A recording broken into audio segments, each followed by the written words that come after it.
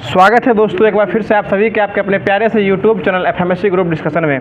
दोस्तों जो होमवर्क के सीरीज के तहत यहाँ क्यूज कराया जाता है उसमें आप सभी का एक बार फिर से स्वागत करने उपस्थित हो चुके हैं अपने पूरे जोशो हवास और उम्मीद के साथ, जो कि यहाँ डेली होमवर्क के माध्यम से क्यूज कराया जाता है। और विगत तिथियों में जो आपने एग्जाम दिया होगा और एग्जाम देने के बाद जो आपने अभी कुछ दिन पहले बिहार पुलिस का एग्जाम हुआ होगा उसमें आपने अगर क्यूज डेली अटेंड किया होगा तो आपको अपना स्कोर देखने को मिल भी रहा होगा। और जो लोग जो रोजाना यहाँ पर शाम में 9:30 बजे PM में जो है वीडियो खत्म होने के बाद जो टेस्ट लगाया जाता है टेलीग्राम पे FMSC का ऑफिशियल टेलीग्राम चैनल, उस पर जो टेस्ट लगाया जाता है उस पर भी अगर टेस्ट देते होंगे तो उसमें अपना स्कोर बूटअप देखने को मिला होगा, क्योंकि वो सारा क्वेश्चन जो ज्ञान बिंदु प्रैक्टिस सेट का जो रहता है और वो सारा क्वेश्चन जो है एक निश्चित संकलन के माध्यम से वो वहाँ टेस्ट जो है वो लिया जाता है। चौंकने की बात नहीं है इसमें, ये कुछ नई बात नहीं है, यहाँ जो है डेली टेस्ट ही कराया जाता है। तो जो हर दिन के भांति जो टेस्ट चलता रहता है उसी के साथ जो क्वेश्चन पूछा जाता है और क्वेश्चन पूछने के बाद जो वहाँ उसका आंसर आप लोगों के द्वारा कमेंट बॉक्स में दिया जाता है, उसका सही जवाब जो दिया जाता है वो उसमें एक बार फिर से हाजिर हो चुके हैं। और जो कल का क्वेश्चन दिया गया था कि भारतीय महिला T20 में सबसे ज़्यादा रन बनाने वाली महिला खिलाड़ी कौन हो जाएगी, तो इसका सही जवाब जो है वो हरमनप्रीत कौर हो जाएगी, जो कि इससे पहले स्मृति मंधाना थी, लेकिन एशिया जो कप हुआ है T20 वाला उसमें स्मृति मंधाना को पीछे छोड़कर जो है मात्र 15 या 17 रन से पीछे छोड़ के जो है वो अब हरमनप्रीत कौर जो है वो अब आगे आ चुकी है। इसको पीछे छोड़ के हरमनप्रीत कौर जो है वो अब आगे आ चुकी है। और इसका सही जवाब देने वाले हमारे बहुत सारे साथी होते हैं, लेकिन सबसे तेज जवाब जो देते हैं उनका नाम जो हमारी टीम द्वारा लिया जाता है। आज इसी कड़ी में सबसे पहले स्थान पे रवि जायसवाल जी जो आए हैं, जो कि हाजीपुर बिहार से ही आए हैं।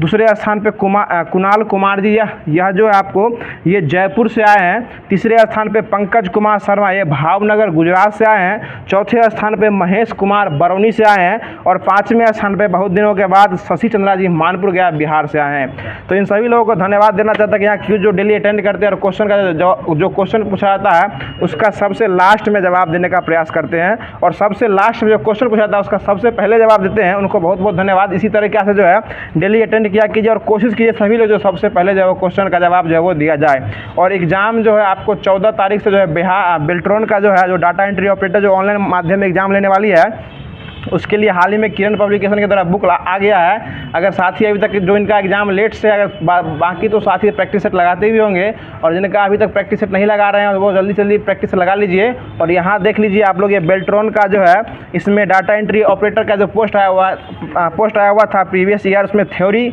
और उसमें मात्र जो है इसमें 10 मॉडल सेट दिया गया है, जो कि काफ़ी है। अगर 10 लगा देते हैं तो आपका स्कोर वहाँ देखने को मिल भी जाएगा।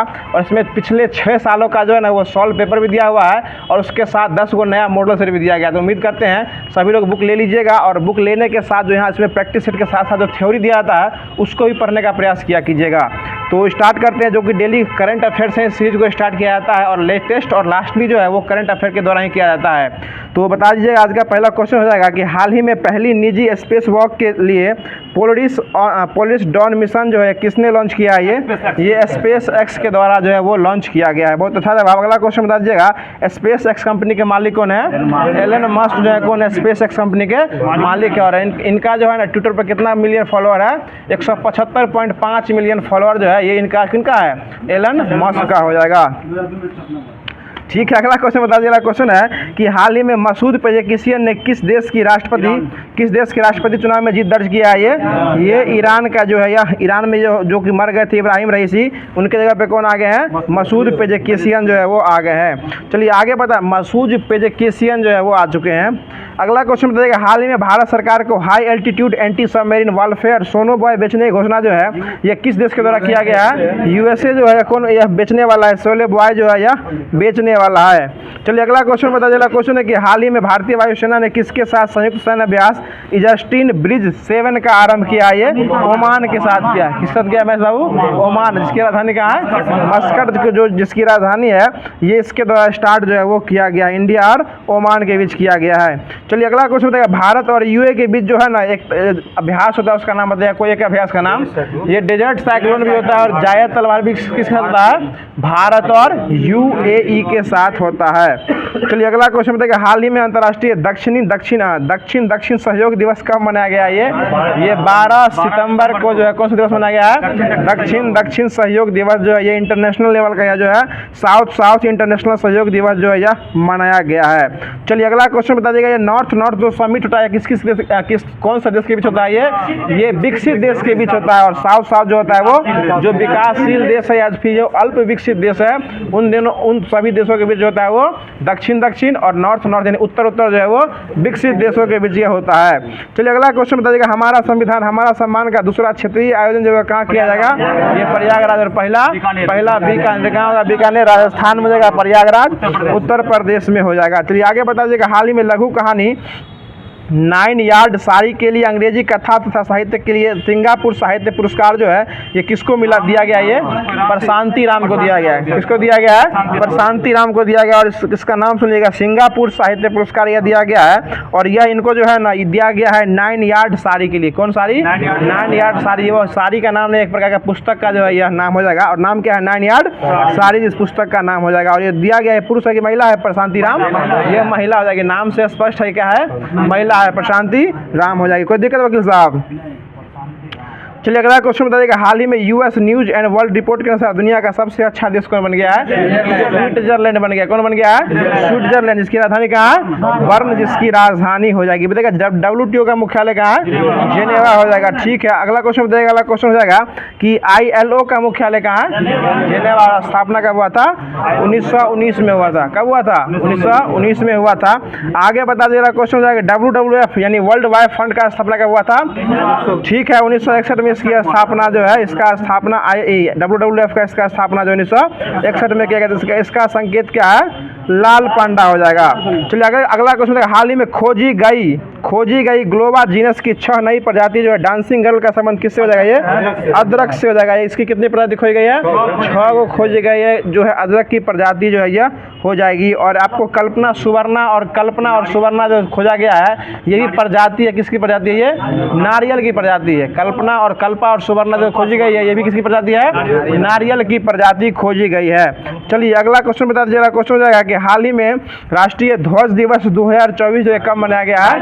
22 जुलाई को अपनाया गया। तो उसी दिन जो दिवस मनाया जाता है 22 जुलाई 1947 को इसको अपनाया गया था। आगे बता दीजिएगा, हाल ही में केंद्र सरकार ने PM E-ड्राइव योजना के लिए जो कितने बजट की मंजूरी दी है? ये 10,900 करोड़ रुपया क्या किया है? ये मंजूरी जो है वो दिया गया है। चलिए अगला क्वेश्चन बता दीजिए, अगला क्वेश्चन हो जाएगा कि हाल ही में दुनिया की पहली मिस AI का ताज जो है कौन पहनी थी? ये केंजा लिली, जो कि एक प्रकार का है ह्यूमैनॉइड रोबोट हो जाएगी। इसका नाम हो जाएगा केंजा लिली हो जाएगा। चलिए आगे बताइएगा, हाल ही में दिवंगत सीताराम येचुरी का संबंध किससे हो जाएगा? ये पार्टी है, CPIM पार्टी था जिसका चुनाव चिन्ह क्या है? हथौड़ी और हथुआ।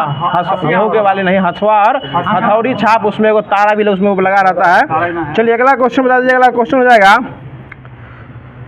बताइएगा पेरिस ओलंपिक का 2024 का शुभंकर क्या हो जाएगा? ये फ्रिज एक प्रकार क्या है? टोपी हो जाएगा। ठीक है, आगे बताइएगा, हाल ही में चुमोकेदिमा न्यूलैंड और दीमापुर जिले में इनर लाइन का परमिट जो लागू किया गया है इसका संबंध किस राज्य से हो जाएगा? नागालैंड से इसका संबंध हो जाएगा। नागालैंड से इसका संबंध। और नागालैंड के मुख्यमंत्री कौन है? नेफ्यू रियो।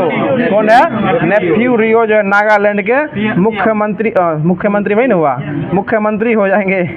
चलिए अगला क्वेश्चन बता दिएगा, चंद्रमा पर 250 से अधिक भूकंप का झटका कौन महसूस किया था? ये चंद्रयान 3 क्या किया था? 250 से अधिक झटका महसूस कौन किया है? चंद्रयान 3 जो है इसको महसूस जो है वो किया है। और आज का रिपोर्ट जो है अभी हालिया रिपोर्ट के अनुसार जो है अमित शाह जो है ना वो अंडमान निकोबार की राजधानी कहाँ थी? Port Blair. उसकी राजधानी क्या कर दिया है? चेंज कर दिया है। विजया राव इसका नाम जो है क्या कर दिया है? उसका नाम जो है वो चेंज कर दिया। कल इसके बारे में फुल अपडेट आपको जो है सुबह का क्लास में मिलने वाला है आप लोग को। चलिए अगला क्वेश्चन बता दीजिएगा, वो ट्विटर के माध्यम से जानकारी दिया था उसको हम फॉलो किए थे ना, आ गया ऊपर में आ गया था। चलिए अब जो डेली जो SPD का जो होमवर्क दिया जाता है रेलवे सामान्य अध्ययन के तहत तो उसको स्टार्ट किया जा रहा है। बताइएगा जो अखिल भारतीय किसान सभा का प्रथम अध्यक्ष कौन बने थे? स्वामी सहजानंद सरस्वती कौन बने थे? अखिल भारतीय किसान सभा का प्रथम अध्यक्ष बने थे। आगे बता दीजिएगा, अगला क्वेश्चन है कि दक्षिण अमेरिका का द्वार किस देश को कहा जाता है? वेनेजुएला को कहा जाता है। और अपना सारा ग्लेशियर खोने वाला कौन हो जाएगा? ये भी वेनेजुएला ही हो जाएगा। चलिए आगे बता दीजिएगा, बेमदा झील किस राज्य में पड़ता है? केरल में पड़ता है। ठीक है, भारत में संघ राज्यों का शासन किसके द्वारा लगता है? ये राष्ट्रपति के द्वारा होता है, उसी में निहित भी होता है। आगे बताएगा, ओजोन परत जो है किस मंडल में स्थित हो जाएगा? समताप मंडल में स्थित हो जाएगा। बताएगा संयुक्त अरब अमीरात UAE की राजधानी कहाँ? अबू धाबी हो जाएगा। और संयुक्त अरब अमीरात में कितने अमीरात है? 7 गो अमीरात है। 7 गो अमीरात मिला के संयुक्त रूप से एक देश बनाया गया, उसका नाम क्या पड़ गया? संयुक्त अरब अमीरात UAE हो जाएगा। कोई दिक्कत मंदोष बाबू? अगला क्वेश्चन बता दीजिएगा, शरीर का सारा रक्त जो है ना किसके द्वारा शुद्ध किया जाता है? किडनी के द्वारा। फेफड़ा जो है ना हवा शुद्ध करता है, किडनी रक्त जो है कौन करता है? किडनी शुद्ध किया करता है। वृक्क को किडनी कहा जाता है, उसी को गुर्दा बोले, गुद्दा नहीं गुर्दा बोलिए। गुदा जो है वो नीचे वाला सिस्टम होता है, गुदा। चलिए अगला क्वेश्चन बता दीजिए। अगला क्वेश्चन है, स्वचालित ब्रेक जो है किसके नियम पर काम करता है? पास्कल के नियम पर कौन करता है? स्वचालित ब्रेक जो काम किया करता है। चलिए आगे बता दीजिएगा, अंतिम मौर्य सम्राट कौन हो जाएगा? बृहदत्त हो जाएगा। ठीक है, बता दीजिएगा, सबसे प्राचीन संवत कौन संवत हो जाएगा? ये विक्रम संवत हो जाएगा। ठीक है, देखिए शक विक्रम हिजरी सब में से पुराना है ना, कौन है ये आपको विक्रम संवत हो जाएगा। 58 है इसका, विक्रम 58 में आया था। विक्रम 58 में है, वो शक 78 में हो जाएगा, हिजरी 622 में हो जाएगा। चल अगला क्वेश्चन बता दीजिएगा, प्रोटीन जो है ना, प्रोटीन ये किस गैस का प्रमुख यौगिक हो जाएगा? नाइट्रोजन गैस का प्रमुख यौगिक कौन हो जाएगा? प्रोटीन। और इसका निर्माण जो है ना किस एसिड से होता है? एमिनो एसिड के मिलने से किसका निर्माण होता है? प्रोटीन का। और प्रोटीन की फैक्ट्री किसे कहा जाता है? राइबोसोम को कहा जाता है। और दलहनी जड़ों के पेड़ के जड़ों में राइबोसोम भी पाया जाता है। चलिए आगे बता दीजिएगा, ऑक्सीजनी मीटर से किसकी माप किया जाता है? पौधे का रेखीय वृद्धि जो है ना वो ऑक्सीजनी मीटर से मापा जाता है। चलिए अगला क्वेश्चन, ओलंपिक म्यूजियम जो है ना कहाँ स्थापित किया गया है?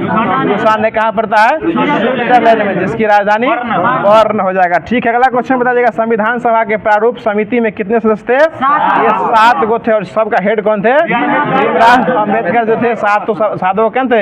हेड हो जाएंगे। इसलिए इनको जो है ना संविधान का पिता कहा, बाबा नहीं, संविधान का निर्माता कहा जाता है। चलिए बाबा तो अभी घर पर है। अगला क्वेश्चन बता दीजिएगा, नहरकटिया क्षेत्र जो है ना किस राज्य में पड़ता है? ये असम में पड़ता है। नहरकटिया क्षेत्र जो है ये असम में पड़ता है। चलिए अगला क्वेश्चन बता दीजिए। अगला क्वेश्चन है कि अलाउद्दीन द्वारा निर्मित जो है कौन सा दरवाजा था? ये अलाय दरवाजा था। ठीक ना। और यह जो है ना किस मस्जिद का प्रवेश द्वार था? ये कुतुब इलाम मस्जिद, कुतुब इलाम मस्जिद का क्या था? ये प्रवेश द्वार हो जाएगा। अगला क्वेश्चन बता दीजिएगा कि बौद्ध धर्म ग्रहण करने वाली पहली महिला वह कौन बनी थी? ये प्रजापति गौतमी जो है यह बनी थी।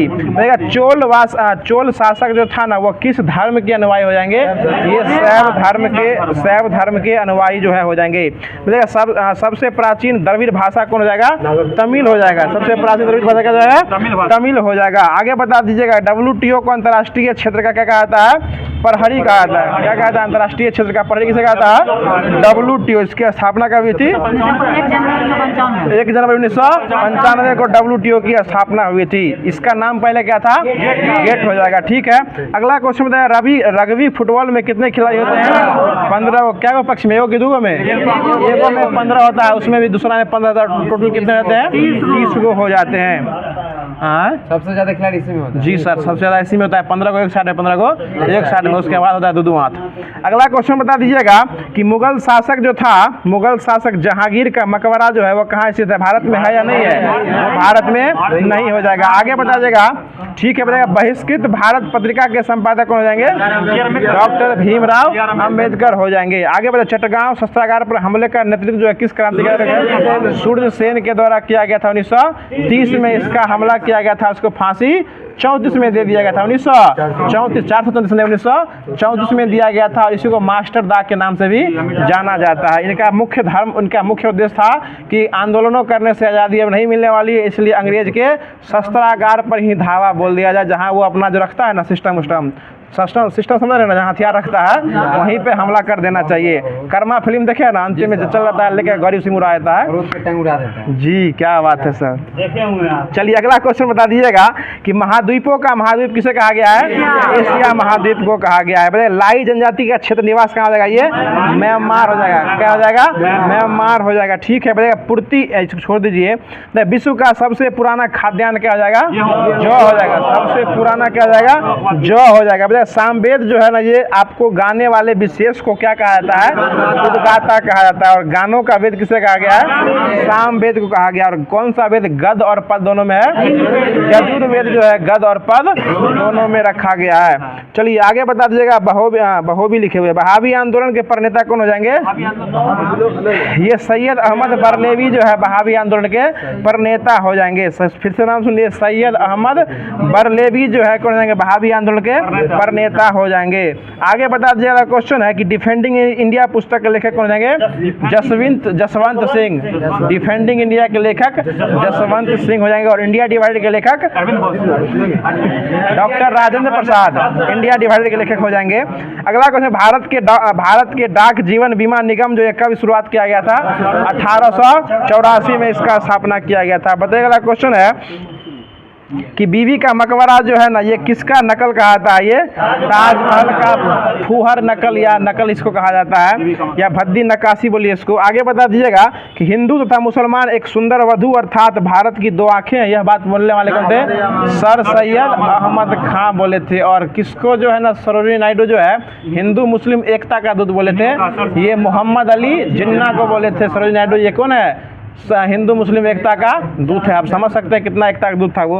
अगला क्वेश्चन बता दीजिएगा, संगम साहित्य की रचना जो है किस भाषा में किया गया था? तमिल भाषा में किया गया। चलिए अगला क्वेश्चन बता दीजिएगा, दीवाने को ही जो इसकी स्थापना किसके द्वारा किया गया था? ये MBT के द्वारा किया गया था। और ये किस विभाग से संबंध था?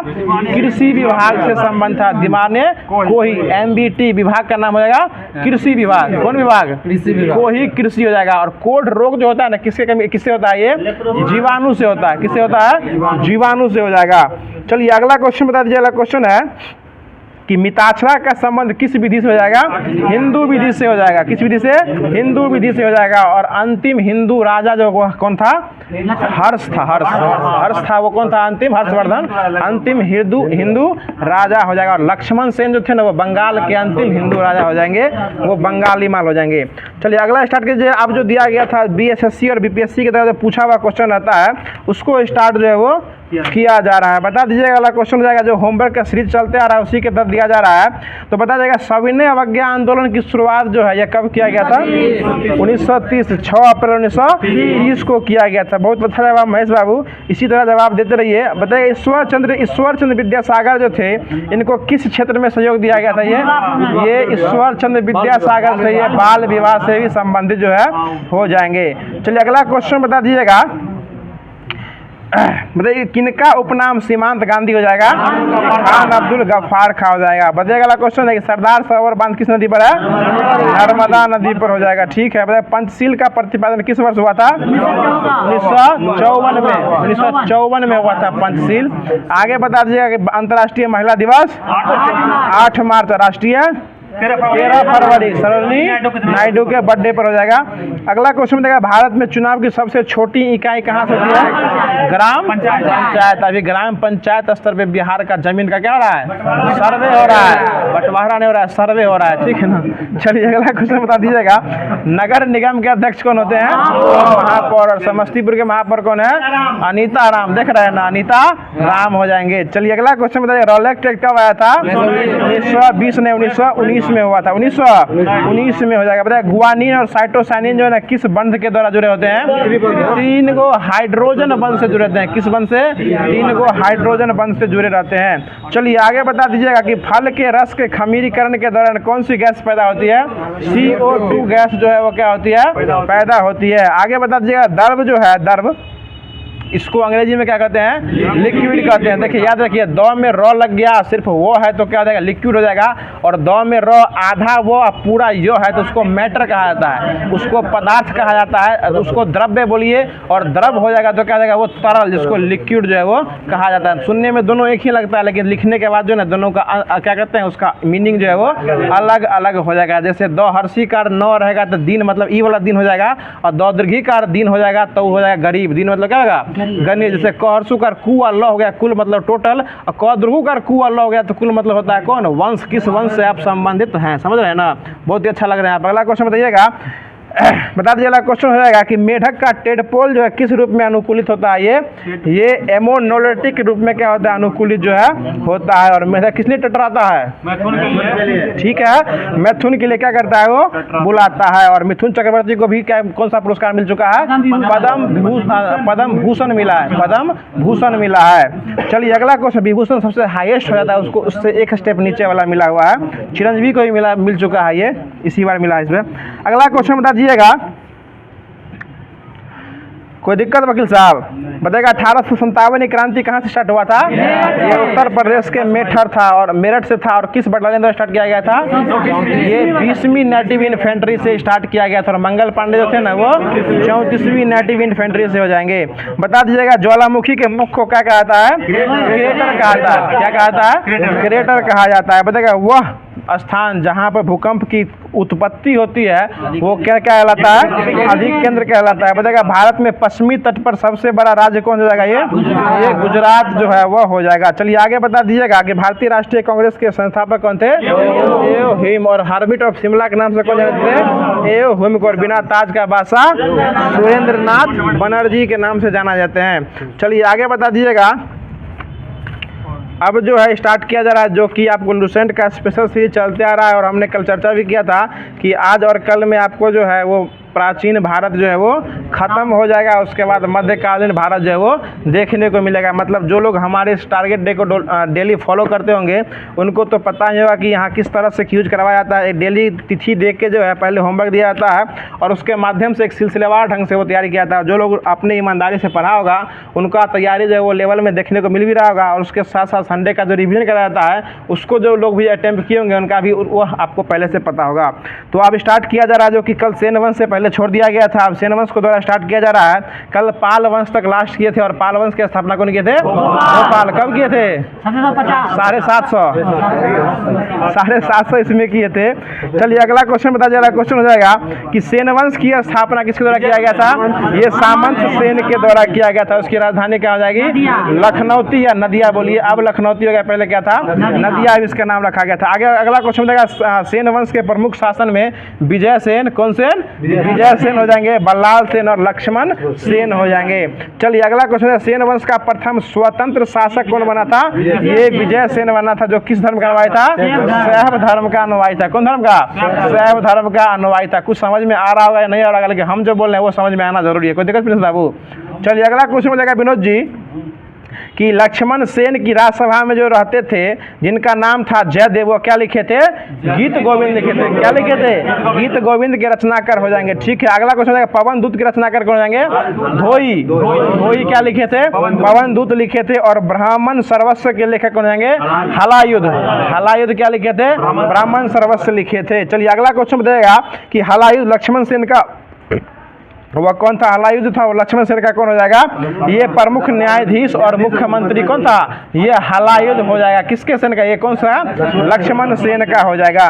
चलिए आगे बताइएगा, सेन वंश जो था, सेन राजवंश जो था वो प्रथम राजवंश था जिसने अपना अभिलेख जो है ये किस में उत्तीर्ण करवाया था, हिंदी में क्या करवाया था, अपना जो अभिलेख था वो किस में लिखाया था, हिंदी में लिखाया था। और यह जो है लक्ष्मण सेन ही था। देखिए आ ही गया, लक्ष्मण सेन जो था वो कहाँ का अंतिम हिंदू शासक था, बंगाल का अंतिम हिंदू शासक कौन था, लक्ष्मण सेन हो जाएगा। कोई दिक्कत महेश बाबू। चलिए अगला क्वेश्चन बता दीजिएगा। अब आते हैं कश्मीर के राजवंश और बता दीजिएगा कश्मीर जो है देखिए, कश्मीर पर शासन करने वाले शासक का कालक्रम बता सकते हैं? ठीक है, कारकेट, उत्पल और लोहार। कारकेट, उत्पल और लोहार। इसमें सबसे फेमस हुए थे कारकेट, जो कि मंदिर उंदिर बनवाए थे ललितादित्य विक्रमामुक्तापीड के द्वारा बनाया गया था। ठीक है, बताइएगा 627 ईस्वी में दुर्लभ वर्धन नामक व्यक्ति थे जिन्होंने कश्मीर में कारकेट वंश की स्थापना की, और कश्मीर के कारकेट वंश को हिंदू वंश भी जो है वो कहा जाता है। चलिए आगे बता दीजिएगा। अगला क्वेश्चन है कि हेनसंग जो थे ये किसके शासन काल में कश्मीर की यात्रा किया था? यही आपको कश्मीर की यात्रा जो है कारकेट वंश की शासन काल में क्या किया था? कश्मीर की यात्रा किया था। वैसे हेनसंग जो आया था ना, वो हर्षवर्धन के शासन काल में आया था, लेकिन कश्मीर के यात्री जो किया था, कश्मीर का यात्रा किया था, वो कश्मीर में जो था वो कारकेट वंश की समय में घूमने गया था। चलिए अगला क्वेश्चन है, कारकेट वंश का सबसे शक्तिशाली राजा कौन था? यही ललितादित्य मुक्तापीड। ललितादित्य मुक्तापीड। और जब सार्वभौमत्व कोष चल रहा था तो प्राचीन भारत में ये क्वेश्चन जो हर सेट में एक न एक दिन जरूर मिलता था। ठीक है ना। चलिए अगला क्वेश्चन बता दीजिए, कश्मीर का जो है मार्तंड मंदिर जो है इसका निर्माण कौन कराया था?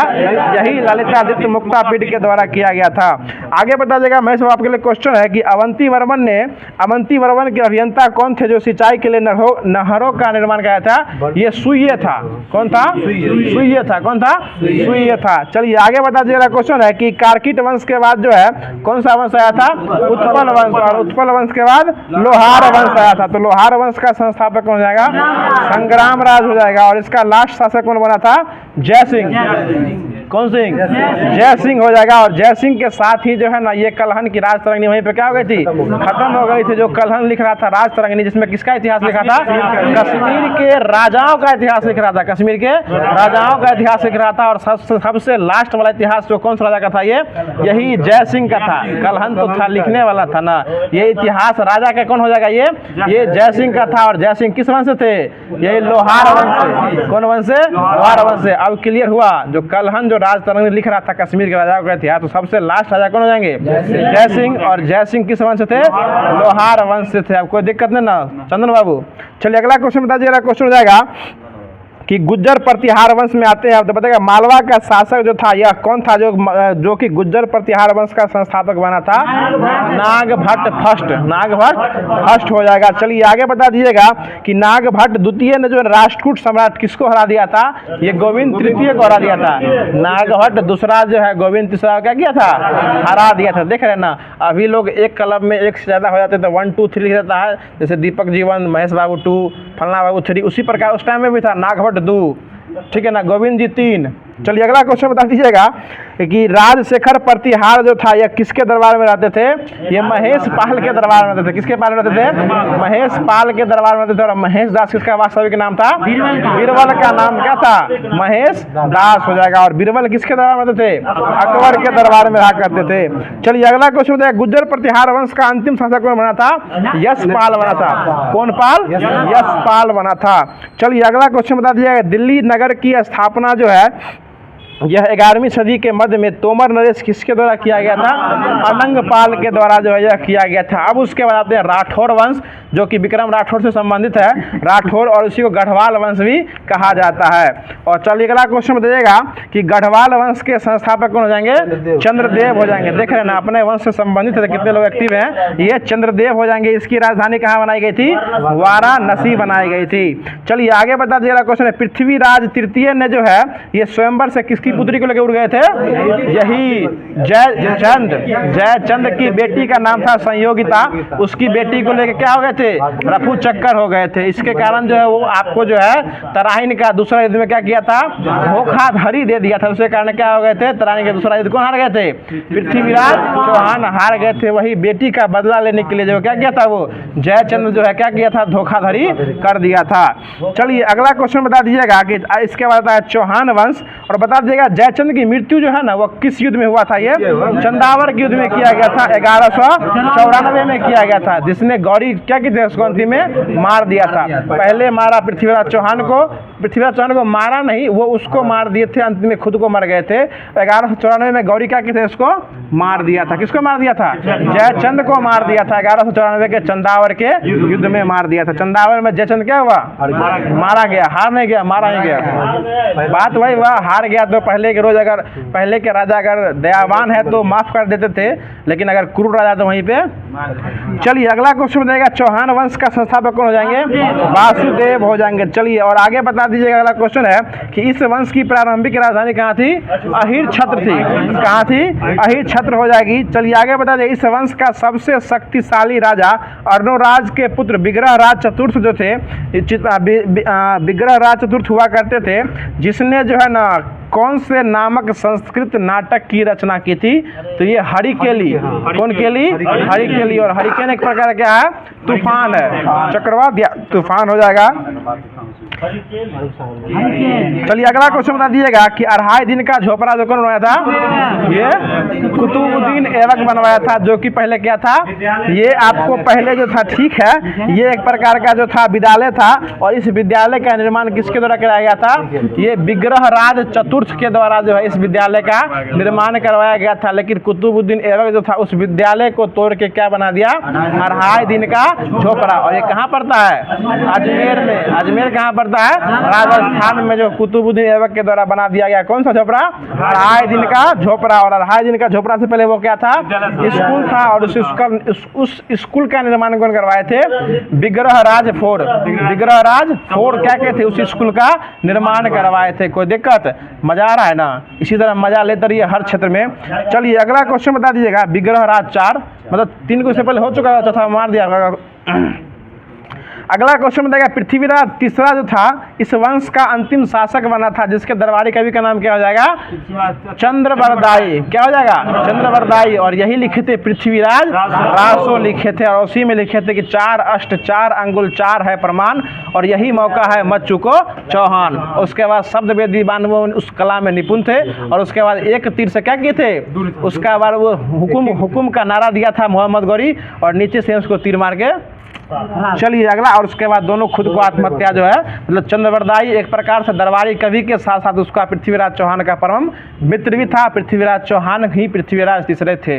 पृथ्वीराज तीसरे क्या थे? पृथ्वीराज चौहान हो जाएंगे। और तराइन का प्रथम और दूसरा युद्ध 1191 और 1192 में जो हुआ था, ये पृथ्वीराज चौहान और मोहम्मद गौरी के बीच में हुआ था। इसमें पहला बार जो पृथ्वीराज चौहान क्या हुए थे? पहला बार में जीत गए थे। पहला बार में जीत गए थे, तो वही चंद्रवरदायी के विशेष आग्रह पर इसको छोड़ दिए थे कि इसको छोड़ दिया जाए मोहम्मद गौरी को। लेकिन दूसरा बार जो है पकड़ा गया था, तो उसके बाद दोनों आंखों सलाखों से निकाल लिया था, और उसके बाद यही चंद्रवरदायी जो है वो कविता के माध्यम से उसको अंतिम में मरवा दिया था। हाँ, सलाखों से आंख निकलवा लिया था, आंख नहीं था उसके पास। चलिए अगला क्वेश्चन बता दीजिएगा, अक्षय कुमार का फिल्म भी इस पे आया हुआ है, वो भी देख सकते हैं। चलिए अगला क्वेश्चन हो जाएगा, परमार वंश। तो परमार वंश का संस्थापक कौन हो जाएगा? ये उपेंद्र राज हो जाएगा। कौन राज? उपेंद्र राज हो जाएगा। चलिए अगला क्वेश्चन बताएगा, इसकी राजधानी कहाँ बनाई गई थी? ये धारा नगरी जो है परमार वंश की राजधानी हो जाएगी। और इसके सबसे शक्तिशाली राजा कौन हो जाएंगे? राजा भोज। राजा भोज इसके सबसे शक्तिशाली राजा हो जाएंगे। चलिए आगे बता दीजिएगा, अगला क्वेश्चन है कि राजा भोज ने अपनी राजधानी जो थी वह किस मंदिर के, इस राजा भोज ने अपनी राजधानी में कौन से मंदिर का निर्माण करवाया था? ये सरस्वती मंदिर का निर्माण कौन किसके द्वारा कराया गया था? राजा भोज के द्वारा करवाया गया था। आगे बता दीजिएगा, भोजपुर नगर की स्थापना भी कौन किया था? ये राजा भोजपुर के द्वारा किया गया था। भोजपुर नगर की स्थापना किया गया था। आगे बता दीजिएगा, क्वेश्चन है, परमार वंश के बाद जो है तोमर वंश का था, उसके बाद चहमान वंश आया था, और अंतिम में सारे वंश को खत्म उत्तम करके अलाउद्दीन खिलजी अपना जो है कब्जा जमा लिया था। अब इसके बाद स्टार्ट किया जा रहा जो आधुनिक भारत दिया जा रहा है, अब स्टार्ट किया जा रहा है जो कि मध्य आधुनिक भारत में दिया गया था। और इसमें सबसे संबंधित घटनाएं हैं, जो कि कौन लोग से कौन सी घटनाएं संबंधित है, उसको अभी जो है वर्णित किया जा रहा है। तो बता दीजिएगा, सुखदेव जो थे, सुखदेव, इसके बारे में कभी बताए थे कि सुखदेव जो थे इनको फांसी कब दिया गया था? 1931, 23 मार्च 1931। भगत सिंह, सुखदेव और राजगुरु तीनों की फांसी कब दिया गया था? 23 मार्च 1931 में दिया गया था। चलिए आगे बता दीजिए अगला क्वेश्चन है, इनको पकड़ा गया था 15 अप्रैल 1929 को इनको गिरफ्तार किया गया था। और किस केस में गिरफ्तार किया गया था? सॉन्डर्स हत्याकांड। सॉन्डर्स हत्याकांड। भगत सिंह को भी फांसी दिया गया, सॉन्डर्स हत्याकांड। देखिए भगत सिंह में ये लोचा लगता है कि इनको फांसी दिया गया था सॉन्डर्स हत्याकांड के लिए, लेकिन पकड़ा गया था जो ना, वो आपको असेंबली में बम फेंके थे ना, इसी कारण वो खुद को गिरफ्तार करवाए थे, उनको पकड़ा जो है वो नहीं गया था। बम फेंक के उसके बाद जो इनकलाब जिंदाबाद का नारा बताए थे और पब्लिक सेफ्टी बिल लागू होने के विरोध में जो बम फेंके थे और पर्चे जो बांटे थे, इसी कारण उनको गिरफ्तार जो है वो किया गया था। क्योंकि उनका मानना था कि हम लोगों को अब कोई आज़ादी के रूप में नहीं जानता, इसलिए हम जब न्यूज़ में आएंगे ना तो लोग इससे अधिक क्या होगा, जागरूक होगा, तब देश का युवा जागरूक होगा। और ये हुआ भी, ऐसा कोई बात नहीं है, यह हुआ भी और बहुत सारा युवा जो है उसमें जागरूक हुआ। और अंततः जब लगा उसको, किसको, इरविन को लगा कि अब जो है ये बहुत हद से ऊपर जा रहा था, उसको अंतिम में क्या दे दिया, फांसी दे दिया था। इसके कारण 11 सूत्री मांग लेके गांधी जी भी गए थे, लेकिन सारे मांगों को गांधी जी उसमें पास किया था, लेकिन इनके जो मांग था उनको क्या किया था, ठुकरा दिया गया था। इसी के कारण गांधी जब वापस आए थे तो गांधी जी को काला फूल भी दिखाया गया था। चलिए अगला क्वेश्चन बताइएगा कि राजगुरु की हत्या भी कब हुई थी? यही 23 मार्च 1931 को हुई थी। 23 मार्च 1931 को हुई थी। बताइएगा बटुकेश्वर दत्त जो थे, इनको क्या दिया गया था? आजीवन कारावास। आजीवन कारावास दिया गया था। क्यों? क्योंकि ये भी बम फेंकने में साथ गए थे और ये छोटे कद के बहुत ही जुझारू नेता थे उस टाइम में। और इनको पहला बार जो गिरफ्तार किया गया था, इनके साथी के द्वारा ही गिरफ्तार कर लिया गया था और इनको भूलने की बीमारी सबसे ज़्यादा थी। चलिए अगला क्वेश्चन बता दीजिएगा कि चंद्रशेखर अगला क्वेश्चन बताएगा, चंद्रशेखर आजाद जो था, चंद्रशेखर आजाद को कहाँ गोली मार दिया गया? खुद गोली मार लिए थे। ये अल्फ्रेड पार्क। कब मारे थे ये? 27 फरवरी 1931 को क्या हुए थे? ये खुद को गोली मार के क्या हुए थे? अपने आप शहीद हो गए थे, क्योंकि इनका मानना था कि खुद अंग्रेज हमको कभी जिंदा जो है वो कभी नहीं पकड़ सकता। जब चंद्रशेखर आजाद खुद को गोली मार भी लिए थे तो कुछ देर तक वहाँ जो है जो अंग्रेज अधिकारी नहीं गया था। जब मक्खी उक्खी लगने लगा तब समझ गया कि अभी निकल लिए हैं, तब जाके उसको पकड़ा था। चलिए अगला क्वेश्चन बता दीजिएगा। चलिए अगला क्वेश्चन बता दीजिएगा। क्वेश्चन हो जाएगा, बता देगा चंद्रशेखर आजाद को जिंदा या मृत्यु में पकड़ने के लिए कितना हजार रुपया का पुरस्कार रखा गया था? 30,000, 5,000, 30,000 रुपया रखा गया था उसको पुरस्कार के रूप में। जो आदमी पकड़ के लाएगा उसको क्या रुपया दिया जाएगा? 30,000 रुपया दिया जाएगा, क्योंकि कोई उनको पहचानता भी नहीं था भगत इसको सिंह जी को। चलिए अगला क्वेश्चन बता दीजिएगा कि अवध बिहारी बोस जो थे, इनको फांसी कब दिया गया था?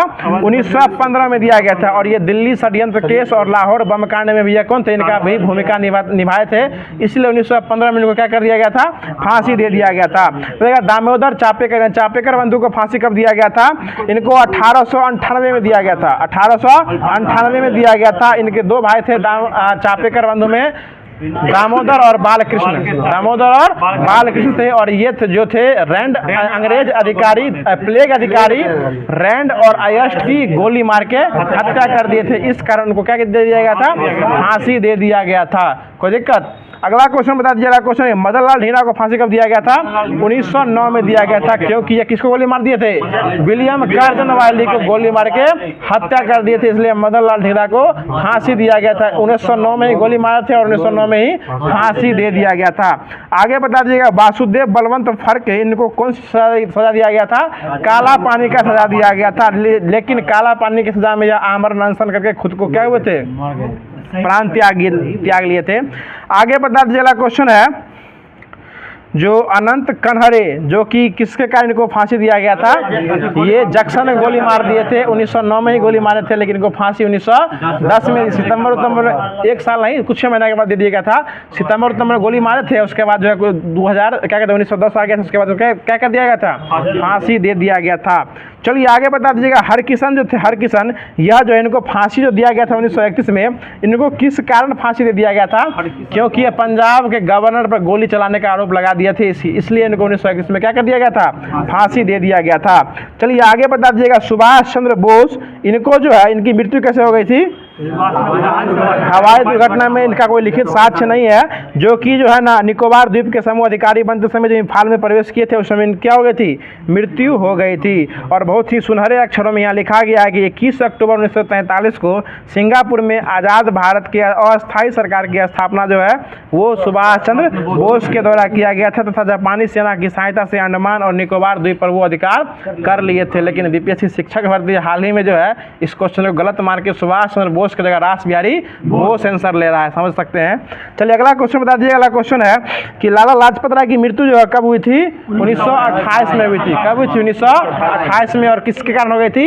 लाठी प्रहार के कारण इसकी मृत्यु हो गई थी। अब जो है भारतीय प्रेस का विकास जो है वो स्टार्ट किया जा रहा है। बता दीजिएगा कि बंगाल गजट का संस्थापक कौन हो जाएंगे? जेम्स अगस्टम हिक्की, और इसकी स्थापना 1780 में किया गया था। बता दीजिएगा अगला क्वेश्चन है कि प्रथम बंगला साप्ताहिक समाचार पत्र कौन हो जाएगा? ये समाचार दर्पण हो जाएगा। और प्रथम फारसी अखबार कौन हो जाएगा? यही मिरात उल अखबार, इसके लेखक कौन हो जाएंगे? राजा राम मोहन राय। और प्रथम उर्दू अखबार कौन हो जाएगा? ये आपको हो जाएगा जामे जहानुमा। जामे जहानुमा कौन सा अखबार हो जाएगा? प्रथम उर्दू अखबार हो जाएगा। प्रथम उर्दू सिंह नहीं, उर्दू अखबार जो कौन हो जाएगा? जामे जहानुमा हो जाएगा। चलिए अगला क्वेश्चन बताइएगा। अगला क्वेश्चन है गौर प्रथम हिंदी अखबार कौन हो जाएगा? उदंत मार्कंड। उदंत मार्कंड जो है वो कौन हो जाएंगे? जुगल किशोर के द्वारा लिखा गया उदंत मार्कंड जो है वो लिखा गया है। देखिए याद रखिए, फारसी अखबार हो जाएगा मिरातुल अखबार, उर्दू अखबार कौन हो जाएगा? जामे जहानुमा, इंग्लिश अखबार हो जाएगा बंगाल गजट, और हिंदी अखबार कौन हो जाएगा? ये उदंत मार्कंड हो जाएगा। अब जो था वो खत्म, मतलब मॉडर्न हिस्ट्री उसको पूरे तरीके से समाप्त कर दिया गया था जो होमवर्क में दिया गया था। अब इसके बाद जो है वो स्टार्ट किया जा रहा है हमारे द्वारा भूगोल, और नाम से स्पष्ट है भूगोल में। और आज दिया गया था भारत की कल मिट्टी कुछ ख़त्म कर दिया गया था, बाकी शेष मिट्टी को आज ख़त्म करेंगे। ख़त्म नहीं मतलब चैप्टर के माध्यम से ख़त्म करने वाले हैं। और उसके बाद भारत की कृषि जो कि कैसे होती है, हम लोग करते भी हैं, अगर आप लोग करते होंगे तो कमेंट जरूर किया कीजिएगा। अब इसके द्वारा स्टार्ट किया जा रहा है, बताइएगा सिंधु, गंगा, ब्रह्मपुत्र और दोआब के क्षेत्रों से कौन सी मिट्टी लाई जाती है? ये जलोढ़ मिट्टी लाई जाती है। और जलोढ़ मिट्टी में जो है ना सबसे अधिक क्या होती है? खेती जो है वो अच्छा होती है, और इसमें पोटास और चूना की प्रवृत्ता जो है वो सबसे अधिक होती है। यानी जलोढ़ मिट्टी में किसकी अधिकता होती है? पोटास और चूना की अधिकता अधिक होती है। आगे बता दीजिएगा क्वेश्चन हो जाएगा कि महाराष्ट्र, गुजरात और मध्य प्रदेश के क्षेत्र में कौन सी मिट्टी पाई जाती है? काली मिट्टी पाई जाती है। और ये किसके लिए प्रसिद्ध है? ये कपास के लिए प्रसिद्ध है। बाकी फसल भी इसमें होती है, नहीं होती है? होती है, लेकिन सबसे अच्छा कौन होती है? ये कपास होती है। और इसमें भी पोटास, चूना और मैग्नीशियम की प्रचुरता जो है वो अधिक होती है। देखिए पोटास की मात्रा जब घट जाती है ना तो लोग पोटास जो खेत में दे भी देता है, DAP plus potash plus ammonium sulphate देता है। चलिए अगला क्वेश्चन रहेगा। और अमोनियम सल्फेट जो है किसके पैदावार के लिए दिया जाता है? कल बताए हुए थे आलू के लिए। किसके लिए? आलू के लिए दिया जाता है, ठीक है ना, कोई दिक्कत नहीं ना। चलिए अगला क्वेश्चन बता दीजिए। अगला क्वेश्चन हो जाएगा कि कश्मीर से लेकर अरुणाचल प्रदेश में कौन सी मिट्टी पाई जाती है? ये पर्वतीय मिट्टी पाई जाती है। कौन सी मिट्टी? पर्वतीय मिट्टी पाई जाती है। वहाँ पर्वत ही है तो कहाँ से खेती उद्योग है? वहाँ कौन सी मिट्टी पाई जाती है? पर्वतीय मिट्टी हो जाएगी। अगला क्वेश्चन बताएगा राजस्थान, पश्चिमी उत्तर प्रदेश, पंजाब और हरियाणा में कौन सी मिट्टी पाई जाती है? ये मरुस्थलीय मिट्टी पाई जाती है। कौन सी मिट्टी? मरुस्थलीय मिट्टी हो जाएगी।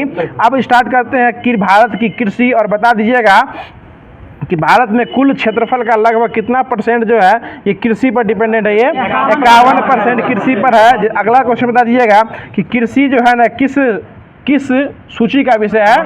ये राज्य सूची का विषय है, जिसका उल्लेख जो है, सुन लीजिए, जिसका उल्लेख जो है संविधान की 7वीं अनुसूची के परिशिष्ट नंबर 14 में इसका अनुसूची जो है वो उल्लेख जो है वो किया गया है। लेकिन वर्तमान में इसको जो है राज्य सूची से हटाकर जो 2006 में क्या लाया गया?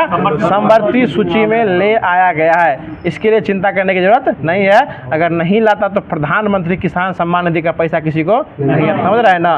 इतना बात से समझ सकते हैं कि अगर नहीं रहता तो ये नहीं आता। चलिए अगला क्वेश्चन बता दीजिएगा। अब जो है कृषि से संबंधित कुछ खेती होता है उसके पालन से संबंधित क्वेश्चन बताइएगा। क्या कोई तकलीफ है सुंदर सेठ? क्या बढ़ गया? अब 8,000 देगा। चलिए कोई दिक्कत नहीं, आपको फ़ायदा मिले या ना मिले, हमको फ़ायदा मिल रहा है उससे, ठीक है ना। हम बहुत बड़ा खेती करते हैं और हम लघु किसान के अंदर आते हैं। हमारे अंदर जो है ना 1 से 2 हेक्टेयर खेत है सरकार के माध्यम से। अगला क्वेश्चन है सेरीकल्चर में क्या किया जाता है? रेशम कीट पालन किया जाता है सेरीकल्चर में। मधुमक्खी पालन एपी कल्चर। कौन कल्चर? एपी कल्चर हो जाएगा। आगे बढ़ेगा मत्स्य पालन हो जाएगा तो ये पीसी कल्चर हो जाएगा। केचुआ पालन हो जाएगा तो वर्मी कल्चर हो जाएगा। ठीक है, आगे बढ़ेगा सब्जियों का उत्पादन ओलेरी कल्चर। कौन कल्चर? ओलो वाला नहीं, ओलेरी कल्चर हो जाएगा। बता दीजिएगा। अगला क्वेश्चन है बागवानी हो जाएगा तो हॉर्टिकल्चर हो जाएगा। और जल में पौधे में क्या कहते हैं? जल में पौधा को उगाना, ये हाइड्रोपोनिक्स। और हवा में उगाना होगा तो एरोपोटिक्स जो है हो जाएगा, ये हवा वाला हो जाएगा। चलिए आगे बता दीजिए। अगला क्वेश्चन है कि भारत के अंतरिम मंत्रिमंडल जो बने थे 1946 में, इसमें स्वतंत्र भारत के पहले जो बने थे 1947 में, इसमें कृषि मंत्री कौन थे? डॉक्टर राजेंद्र प्रसाद हो जाएंगे। आगे बता दीजिए। अगला क्वेश्चन है, जब कृषि मंत्री होंगे ना तो खाने वाला मंत्री जरूर बनेंगे पहले। आगे बताएगा, भारत में खाद्यान्नों के अंतर्गत आने वाले कुल क्षेत्रफल में कितना % भाग पर चावल उगाया जाता है? 47% पर क्या उगाया जाता है?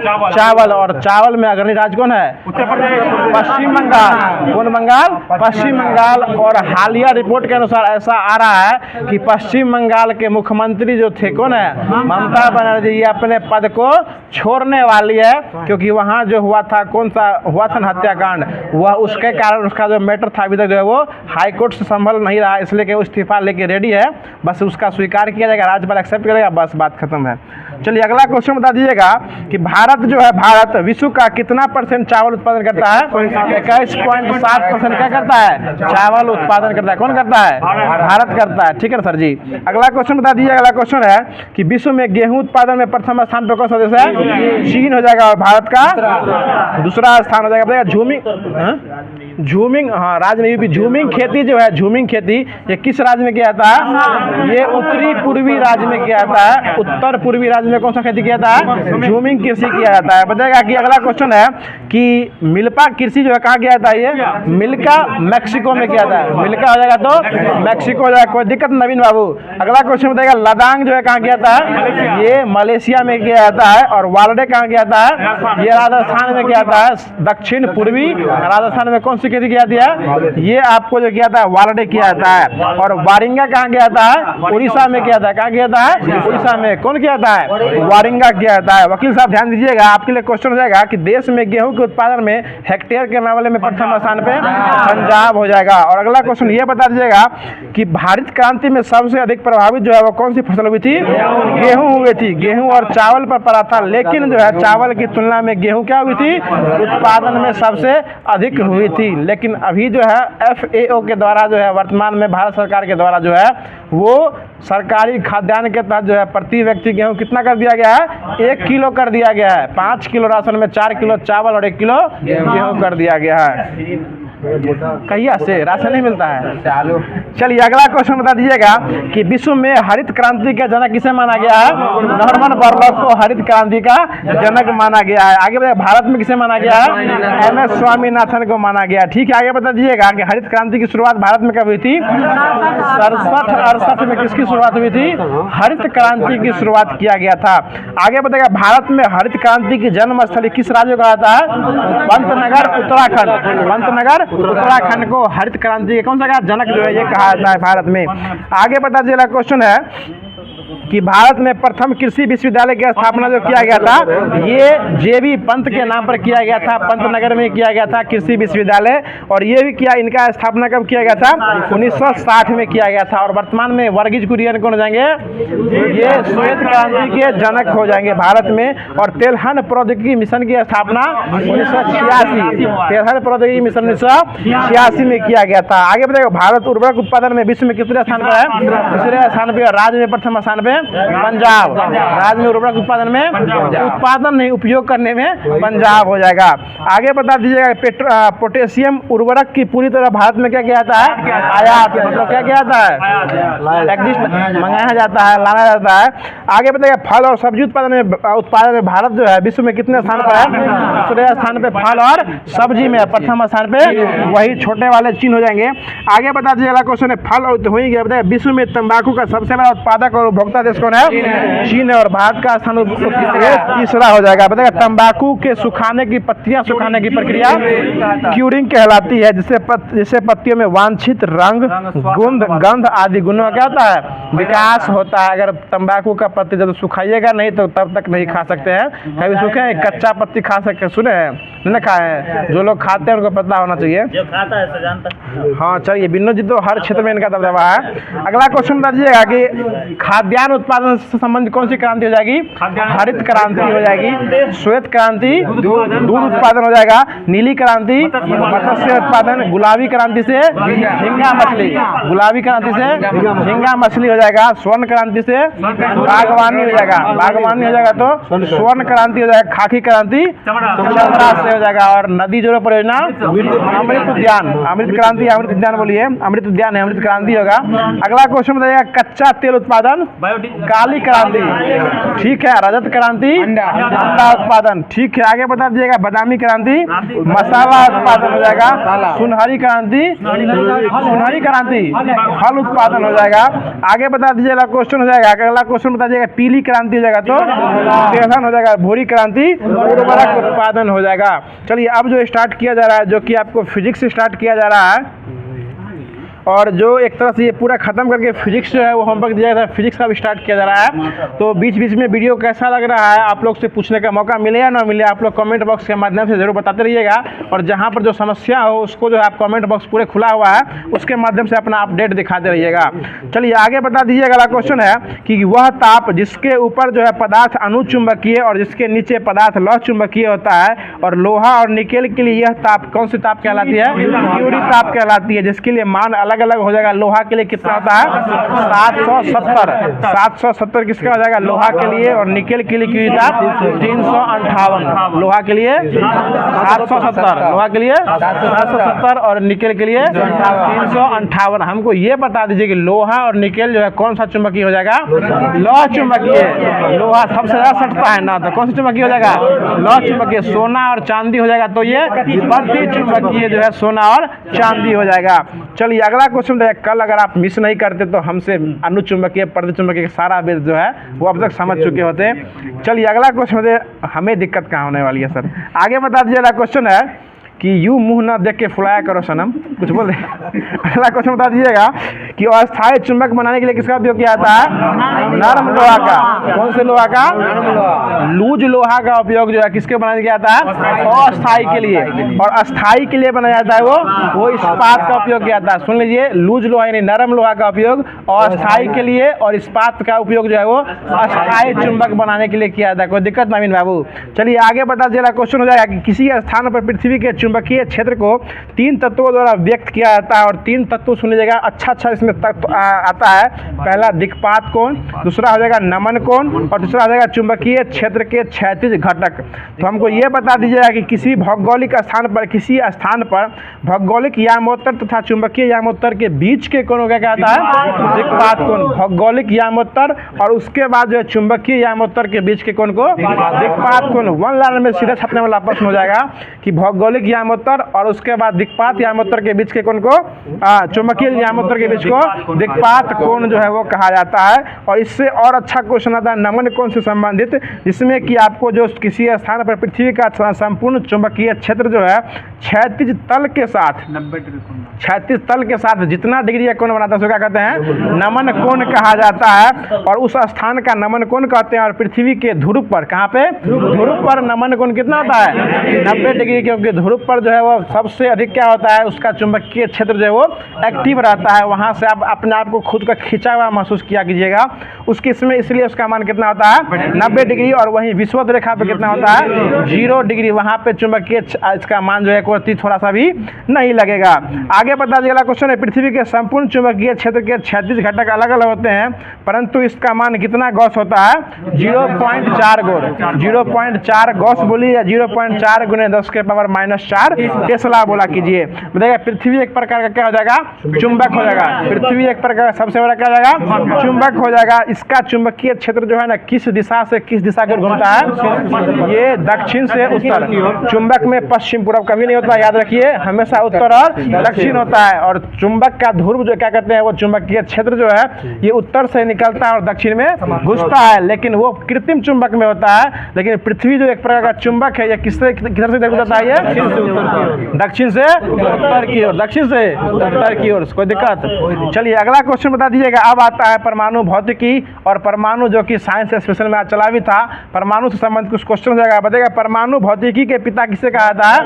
ये परमाणु भौतिकी का पिता अर्नेस्ट रदरफोर्ड को कहा जाता है। चलिए आगे बता दीजिएगा भारत में परमाणु कार्यक्रम का पिता किसे कहा जाता है? ये एच.सी. भाभा को कहा जाता है। एच.सी. भाभा, होमी जहांगीर बाबा नहीं, भाभा हो जाएगा। ठीक है, चलिए आगे बता दीजिएगा बाबू भैया कि परमाणु जो है ना वो कौन से कण होते हैं? सूक्ष्म कण होते हैं, अत्यंत सूक्ष्म कण होते हैं। हमको ये बता दीजिएगा परमाणु जो है यह स्वतंत्र अवस्था में रहते हैं नहीं रहते हैं? यह परमाणु स्वतंत्र अवस्था में नहीं रहते हैं। और परमाणु स्वतंत्र अवस्था में नहीं रहते हैं क्योंकि ये कहाँ रहते हैं? तो ये रासायनिक अभिक्रिया में भाग ले लेते हैं, इसलिए स्वतंत्र अवस्था में यह नहीं रहते हैं। और परमाणु जो है ये इनको 3 भागों में आगे चल के बांटा गया है, जिसके 3 मूल कण होते हैं। और वो तीनों मूल कण क्या हो जाएगा? इलेक्ट्रॉन, प्रोटॉन और न्यूट्रॉन। इलेक्ट्रॉन, प्रोटॉन और न्यूट्रॉन हो जाएगा। बता दीजिएगा परमाणु के केंद्र में क्या रहता है? ये प्रोटॉन और न्यूट्रॉन रहता है। और इलेक्ट्रॉन क्या करता है? वो उसके तल पर क्या करते रहता है? चक्कर लगाते रहता है। इतना बात तो सभी लोग बहुत पहले से पढ़ते आ रहे हैं। P+N बीच में रहता है और E जो है बाहर में चक्कर काटता है। इसमें कोई नई बात नहीं है नवीन जी। अगला क्वेश्चन बता दीजिएगा। अब जो पूछ रहे हैं वो अगला क्वेश्चन जो इंपॉर्टेंट होने वाला है, बता दीजिएगा कि न्यूट्रॉन पर जो है ना आवेश क्या होता है? नहीं होता है, 0 होता है। मतलब इलेक्ट्रॉन पर आवेश कितना होता है? -1.6 × 10 के पावर -19 कूलम हो जाएगा। और इसका ठीक प्लस में हो जाएगा प्रोटॉन का, -1.6 × 10 के पावर -19 हो जाएगा। -19 जो है माइनस में होगा, बाकी प्लस वाला प्रोटॉन वाला जो है वो प्लस में होगा। +1.6 × 10 के पावर -19 कूलम हो जाएगा। आगे बता दीजिएगा आज जो है ना मूल कणों की संख्या कितने से ऊपर पहुंच चुकी है? 30 से ऊपर है। मूल कण कितना हो गया है? 30 से ऊपर हो गया। लेकिन जिस समय खोज किया गया था 3 को था, E+P+, यानी इलेक्ट्रॉन, प्रोटॉन और न्यूट्रॉन हो जाएगा। अगला क्वेश्चन बता दीजिएगा पॉजिट्रॉन जो है इसके खोजकर्ता कौन जाएंगे? ये एंडरसन। ये सभी जो है ना पॉजिट्रॉन हो जाएगा। न्यूट्रिनो, पाई मेसॉन, फोटोन, ये सभी जो है ना एक प्रकार के कण ही होते हैं, जो कि 30 जो बोले उसी के अंदर ही सब आते हैं। आगे बताए न्यूट्रॉनों की आवेश कितना होता है? 0 होता है। इसका भी आवेश न्यूट्रॉन हो या न्यूट्रिनो हो, दोनों का आवेश 0 हो जाएगा। और उसकी खोजकर्ता पाउली के द्वारा किया गया था। न्यूट्रॉनों की खोजकर्ता न्यूट्रॉन, चैडविक और न्यूट्रॉनों की खोजकर्ता पाउली के द्वारा किया गया था। आगे बताइए पाई मेसॉन की खोजकर्ता युकावा किए थे। ठीक है ना, आगे बता दीजिएगा युकावा का पर कौन सा आवेश रहता है? ये पॉजिटिव और निगेटिव दोनों रहता है। पॉजिटिव और निगेटिव दोनों रहता है। आगे बताइए फोटोन पर आवेश कितना रहता है? इस पे 0 रहता है। फोटोन में भी क्या रहता है? 0। न्यूट्रिनो और फोटोन दोनों पे क्या रहता है? 0 रहता है। और फोटोन के खोजकर्ता आइंस्टीन हो जाएंगे। कौन हो जाएंगे? आइंस्टीन हो जाएंगे। आगे बता दीजिएगा क्वेश्चन है कि बता देगा जब कैथोड किरणें जो है किसी उच्च परमाणु क्रमांक वाली धातु पर गिरती है तो कौन सा रे निकलता है? उससे एक्सरे निकलता है। और बता दीजिएगा क्वेश्चन है कि विसर्जन नलिका की छिद्र द्वारा जो कैथोड प्रयुक्त किया जाता है तो इसमें सबसे पहले एनोड और कैथोड की चर्चा की जाती है। और इसका जो पता जो धनात्मक किरणों का पता जो है ये किसके द्वारा लगाया गया था? ये धनात्मक किरणों का पता जो है सबसे पहले गोल्डस्टीन के द्वारा लगाया गया था। किसके द्वारा? गोल्डस्टीन के द्वारा लगाया गया था। आगे बता दीजिएगा क्वेश्चन हो जाएगा कि बताएगा SI और JE ये जो है सिलिकॉन और जर्मेनियम एक प्रकार क्या है? और चालक हो जाएगा। ठीक है, आगे बता दीजिएगा हाँ जिंक ऑक्साइड और एल्युमिनियम ऑक्साइड दोनों उभयधर्मी ऑक्साइड हो जाएगा, जिंक और एल्युमिनियम। अब इसके बाद जो है वो फिजिक्स खत्म करके जो रसायन विज्ञान है उसको स्टार्ट किया जा रहा है। बहुत ही तेज़ी से अब लेना पड़ेगा बाकी क्लासों को, क्योंकि समय सीमा की पाबंदी उतनी रहती है जितना औरों के पास नहीं रहती है। तो बता दीजिएगा कि सुक्रोज जो है यह एक प्रकार का कैसा मधुरक हो जाएगा? प्राकृतिक मधुरक। प्राकृतिक सुक्रोज कैसा हो जाएगा? प्राकृतिक मधुरक हो जाएगा, जो कि ग्रहण की गई कैलोरी क्या करता है? ये बढ़ाने का काम किया करता है। आगे बता दीजिएगा क्वेश्चन हो जाएगा कि बाजार में बिकने वाला कुछ प्राकृतिक कुछ कृत्रिम मधुरक हो जाएगा। इसमें सैकरीन, सुक्रालोज और एलिटेम आते हैं। ये सब क्या हो जाएंगे? कृत्रिम मधुरक हो जाएंगे। चलिए आगे बता दीजिएगा क्वेश्चन है कि सबसे अधिक प्रबल मधुरक कौन हो जाएगा? एलिटेम। एलिटेम एलिटेम जो हो जाएगा सबसे अधिक क्या हो जाएगा? प्रबल मधुरक हो जाएगा। इसका प्रयोग जो है इसका प्रयोग करते समय मिठास जो है इसका नियंत्रित करना क्या होता है? कठिन हो जाता है। इतना नहीं मीठा होता है, इसका प्रयोग करते समय मिठास को कंट्रोल करना ये संभव नहीं रहता है। इसका नाम हो जाएगा एलिटेम। कौन टेम? एलिटेम। ये एक प्रकार कैसा मधुरक हो जाएगा, ये आपको प्रबल मधुरक हो जाएगा। आगे बता दीजिएगा क्वेश्चन है, अब बता दीजिएगा क्वेश्चन हो जाएगा कि कैमरा का जो है ना उपयोग में कौन से कांच का उपयोग किया जाता है? ये फ्लिंट कांच का। कौन से कांच का? फ्लिंट कांच का हो जाएगा। विद्युत का बल्ब देखे है ना, उसमें कौन सा कांच? फ्लिंट कांच ही होता है। आगे बताएगा ट्यूबलाइट में कौन सा कांच का उपयोग किया जाता है? सोडा कांच का उपयोग किया जाता है। धूप के चश्मा में कांच का उपयोग किया जाता है। और चश्मा के लेंस जो होता है, नॉर्मल चश्मा का लेंस, इसमें क्राउन कांच होता है। और सूक्ष्मदर्शी, टेलीस्कोप और प्रिज्म बनाने में इसका उपयोग जो है ये प्रकाशीय कांच है। सूक्ष्मदर्शी में हमेशा प्रकाशीय कांच का उपयोग जो है वो किया जाता है। ये सब क्वेश्चन छूटने वाला नहीं होना चाहिए आप लोग से। आगे बता दीजिएगा क्वेश्चन है कि कांच जो है अक्रिस्टलीय रूप ठोस के रूप में किस प्रकार का द्रव हो जाएगा? अति शीतित द्रव। अतिशील नहीं, अति शीतित द्रव हो जाएगा। अतिशील मतलब ठंडा हो जाएगा, और अति शीतित मतलब ठंडों में ठंडा होता है, ये अति शीतित द्रव हो जाएगा। इसके लिए इसकी कोई संरचना जो है वो नहीं रहती, यानी कांच का ना कोई संरचना होता है ना कोई सूत्र होता है, क्योंकि कांच एक प्रकार का मिश्रण होता है। क्या होता है? मिश्रण होता है। यह यौगिक का निर्माण करता ही नहीं, इसलिए इसका कोई सूत्र आज तक बना ही नहीं है। चलिए अगला क्वेश्चन बता दीजिएगा। हाँ ठीक है, आगे बता दीजिएगा क्वेश्चन है कि रेशेदार कांच का उपयोग कौन से जैकेट बनाने में किया जाता है? बुलेट प्रूफ जैकेट बनाने में इसका उपयोग किया जाता है। बताइए कांच की वस्तुओं को बनाने के बाद विशेष प्रकार की भट्टियों में धीरे धीरे ठंडा करते हैं, और ठंडा करने की प्रक्रिया क्या कहलाती है? अनलीनीकरण। अनलीनीकरण कहलाती है। किसका अनलीनीकरण? कांच का अनलीनीकरण। जो मतलब जिस आकार में आप उसको पहले गरमा लीजिए, उसको जिस आकार में ढालना है, शीशा का बनाइए, मग बनाइए, जो बनाना है, गिलास बनाइए, जो बना सकते हैं, कब जो बनाना है उसको उस ठंडाने की प्रक्रिया क्या कहलाती है? अनलीनीकरण। एनलीन नहीं, अनलीनीकरण कहलाती है। अगला क्वेश्चन है, कांच को कठोर बनाने के इसमें क्या मिला जाता है? पोटेशियम क्लोराइड बनाया जाता है। क्या बनाया जाता है? Potassium chloride. देखिए वो मार नहीं सकते हैं। बीपीएससी शिक्षक भर्ती का जब एग्जाम देने बैठिएगा ना, तो आपको सब क्वेश्चन आपको नजदीक में अच्छे लगेगा। एनलीनी, अनलीनी, एक से अधिक जब देखिएगा ना क्वेश्चन, तो दिमाग का फ्यूज उड़ने लगता है। चलिए अगला क्वेश्चन बता दीजिएगा कि कांच में क्या मिलाने से उसमें जो गलने की सुविधा अधिक हो जाती है? कांच में क्यूलेट मिला देने से क्या होता है? उसमें गलने की क्षमता जो है वो अधिक हो जाती है। उसमें क्यूलेट मिला के उसको गलाया जाता है, उसके बाद उसको निश्चित आकृति में ढाला जाता है। चलिए आगे बता दीजिए। अगला क्वेश्चन है कि फोटोक्रोमिक कांच में किसकी उपस्थिति के कारण जो है धूप में खुद काला हो जाता है? ये सिल्वर क्लोराइड की उपस्थिति में क्या होता है? ये स्वतः काला हो जाता है। सिल्वर क्लोराइड के उपयोग के कारण क्या होता है? ये काला हो जाता है। फोटोक्रोमिक कांच के कारण होता है। अब जो बायोलॉजी है उसको स्टार्ट किया जा रहा है, और बायोलॉजी में जो कल दिया गया था उसके बाद उसको स्टार्ट किया जा रहा है। बता दीजिएगा क्वेश्चन है कि मनुष्य का कंकाल तंत्र कितने भागों से बना होता है? 2 भागों से बना होता है। कितने भागों से? 2 भाग से बना होता है। पहला हो जाएगा कक्षीय, उसके बाद उपांगीय। अक्षीय और उपांगीय कंकाल हो जाएगा। बताइएगा शरीर का मुख्य अक्ष बनाने वाले कंकाल कौन सा कंकाल कहते हैं? अक्षीय कंकाल कहा जाता है। इसके अंदर खोपड़ी, कशेरुक, दंड जो बनता है, ये सब अक्षीय कंकाल के। छाती की अस्थि जो होती है वो किसके तहत बनती है? ये सब जो है अक्षीय कंकाल के तहत आती है, जो कि शरीर के अंदर होता है। चलिए हाँ, शरीर को कंट्रोल में रखता है, गर्दन को कंट्रोल रखता है कशेरुक दंड के द्वारा। आगे बता दीजिएगा। अगला क्वेश्चन है, खोपड़ी में कितना हड्डी होती है? ये 29 हड्डी होती है। और कपाल में कितनी होती है? 8 गो हड्डी जो है कपाल में होती है। आगे बता, चेहरा में क्या होती है? 14 में। और कान में 6 गो हड्डियां होती है। बताइए अगला क्वेश्चन है कि हायड नामक हड्डी जो है वो किस खोपड़ी में कहाँ पाई दी है? ये खोपड़ी में ही पाई जाती है। कहाँ पाई दी है? खोपड़ी में ये हायड नामक हड्डी पाई जाती है। आगे बता दीजिएगा क्वेश्चन है, मनुष्य का कशेरुक दंड जो है कितने कशेरुकों से मिलकर बना है?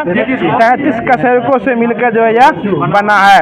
आगे बताइए, सभी कशेरुकों जो है ना उपास्थि गद्दियों के द्वारा जुड़े रहते हैं, और गद्दी जो है क्या काम करता है? उसको लचीलापन करता है। आप जो गर्दन इधर घुमाते रहते हैं इसी तरफ, एक्सरसाइज सुबह सुबह करते हैं, जिधर उस अष्टावक्र बन जाते हैं, शरीर के हर एंगल में मोड़ लेते हैं, ये सब किसके कारण होता है? गद्दी के कारण जो होता है। शरीर का एंगल का जो मूवमेंट होता है, वो गर्दन का जो रीढ़ घुमाते रहते हैं, कमर टेढ़ टार करते रहते हैं, सब किसके कारण होता है? ये गद्दी के कारण होता है।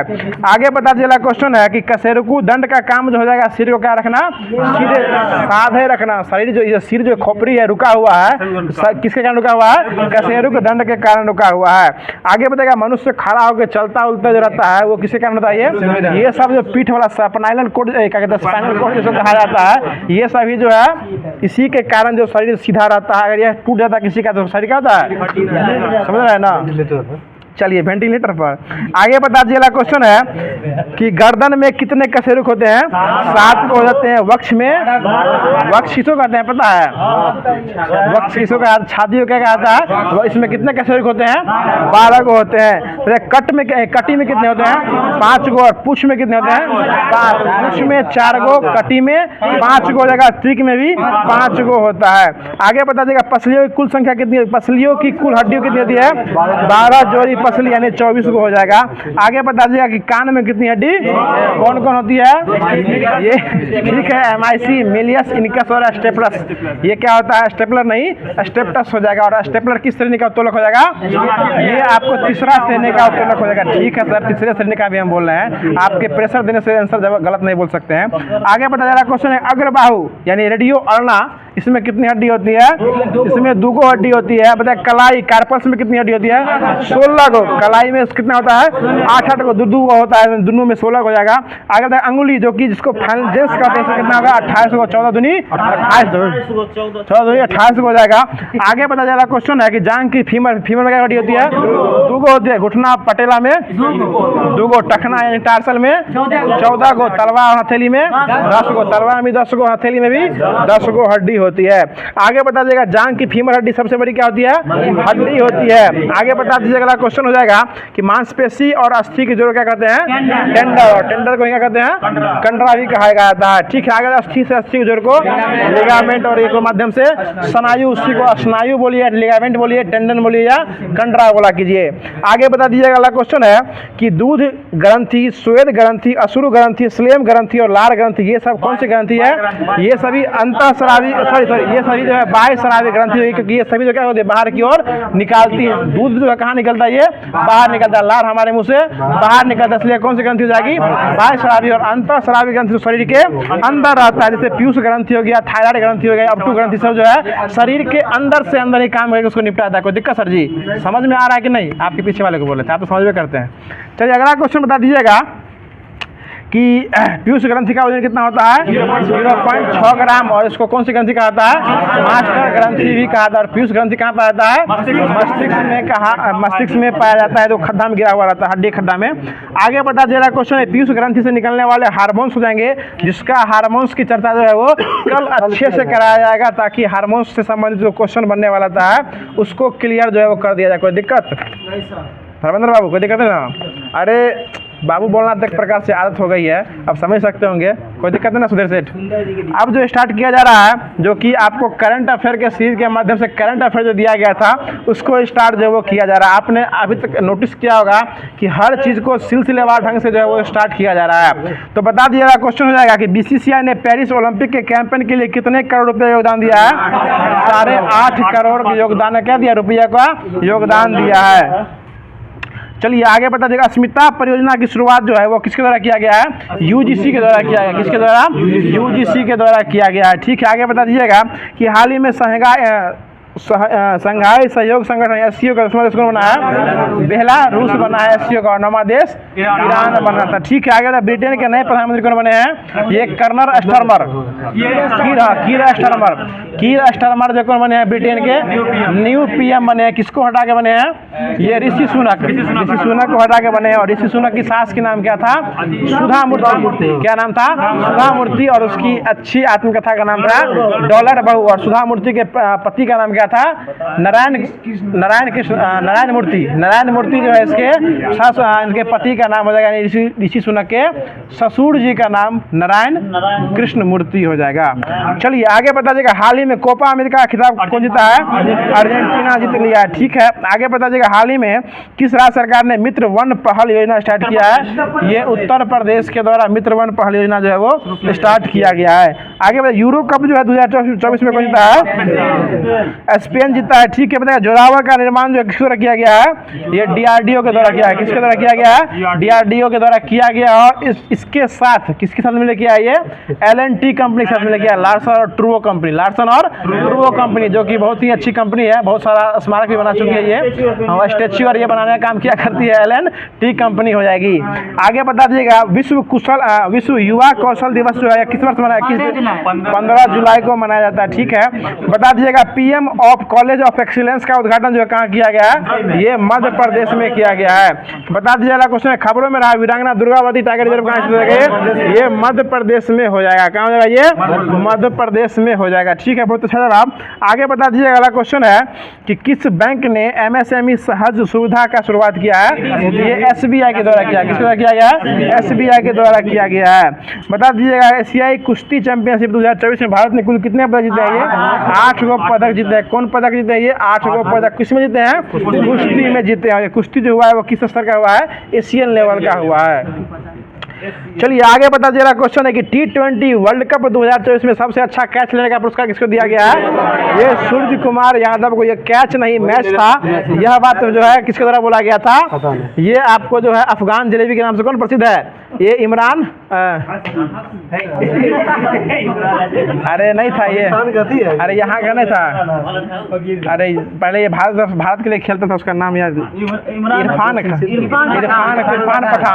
इरफान पठान हो जाएगा। वही बोला था यह कैच नहीं, जहाँ यूसुफ पठान का भाई, यह कैच नहीं मैच पकड़ लिया है, और यह बात बोल के रोने लगा था। चलिए आगे बता दीजिए क्वेश्चन है कि किस केंद्रीय मंत्री ने हाल ही में निर्माण पोर्टल लॉन्च किया है, ये जी किशन रेड्डी के द्वारा किया गया है। आगे बता दीजिएगा कि दक्षिण एशियाई का सबसे बड़े फ्लाइंग ट्रेनिंग ऑर्गेनाइजेशन की स्थापना जो किस राज्य में किया गया है, ये महाराष्ट्र में किया गया। कहाँ किया गया है, महाराष्ट्र में किया गया। बताइएगा पेरिस ओलंपिक 2024 के लिए भारतीय दल का मुख्य प्रायोजक कौन बने हैं, ये अडानी ग्रुप के द्वारा बनाया गया। ये कौन बने, अडानी ग्रुप के द्वारा बनाया गया है। आगे बता दीजिएगा पेरिस ओलंपिक के लिए उद्घाटन समारोह के लिए ध्वजवाहक, ये आपको PV सिंधु और शरद कमल अचंत हो जाएंगे।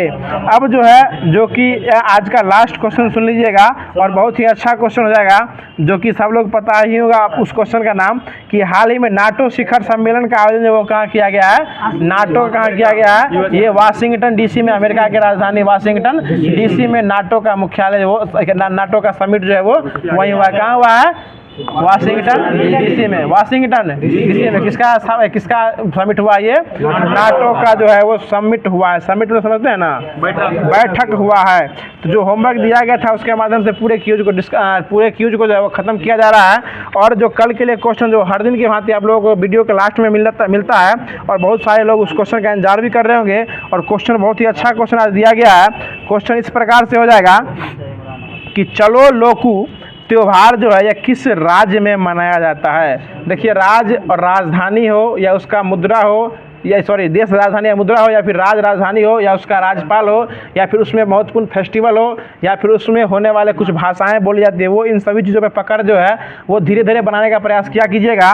जो कि उसी सीरीज में आज क्वेश्चन दिया गया है कि चलो लोकू त्योहार जो है यह किस राज्य में मनाया जाता है। ये बहुत ही अच्छा क्वेश्चन है, और ये आपको RRC ग्रुप D 2022 में पूछा हुआ क्वेश्चन है कि चलो लोकू त्योहार जो है यह किस राज्य में मनाया जाता है। और इसका क्वेश्चन का सही जवाब आप लोग कमेंट बॉक्स के माध्यम से देना है। तो फिर मिलते हैं इसके अगले सेशन में, इसके अगले वीडियो के साथ। तब तक के लिए आप सभी लोग वीडियो के अंत तक बने रहे। इसके लिए हृदय की गहराइयों से आप सभी को आभार व्यक्त करते हैं कि एक निश्चित संयम और संयोजन के साथ जो है आप सभी ने वीडियो को पूरा देखा, इसके लिए धन्यवाद। और इसी तरीके से जो है हमारे परिवार को सपोर्ट किया कीजिए, क्योंकि ये परिवार हमारा ही नहीं बल्कि आपका अपना परिवार भी है, क्योंकि आप सभी ने इस चैनल को अब तक जो सब्सक्राइब करके जुड़ चुके हैं। तो फिर मिलते हैं इसके अगले सीरीज में, तब तक के लिए खुश रहिए, मुस्कुराते रहिए, और इसी तरीके से हमारे चैनल को सपोर्ट करते रहिए। धन्यवाद। जय हिंद, जय भारत।